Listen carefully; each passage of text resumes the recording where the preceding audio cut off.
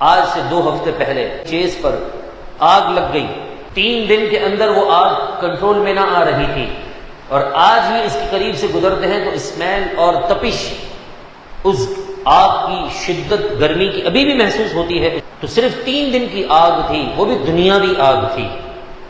اندازہ لگائیے، جو دنیا قائم ہونے سے پہلے ہزاروں سال سے جل رہی ہے، اور دنیا قائم ہونے کے بعد ہزاروں سال گزر چکے ہیں، مجھے بتائیے اس آگ کی شدت میں کتنا اضافہ ہوگا۔ جون جولائی کی گرمیاں چل رہی ہیں، ہم سے وہ برداشت نہیں ہوتی۔ رات کے وقت بھی لائٹ چلی جائے تو کہتے ہیں کہ بڑی تکلیف ہو جاتی ہے، گھٹن سی محسوس ہوتی ہے، حالانکہ سر پر سورج بھی نہیں۔ ہم سے آج کی گرمی برداشت نہیں ہو رہی، ہم قیامت کے دن کی، اس دن کی گرمی اور جہنم کی آگ کیسے برداشت کریں گے؟ لیکن اس کا حل ہے۔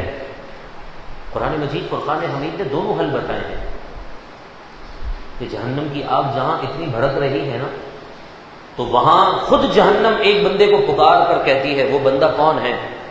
آقا علیہ الصلوۃ والسلام نے فرمایا، جس کے سینے میں رائے کے دانے کے برابر بھی مجھ سے محبت ہوگی، جب وہ جہنم کے اوپر سے گزر رہا ہوگا، جہنم اس سے کہے گی جلدی گزر جاؤ، تمہارے سینے میں جو عشق مصطفیٰ کی چنگاری جل رہی ہے، اس چنگاری کی وجہ سے میری آگ بجھ رہی ہے، لہذا جلدی نکل جاؤ۔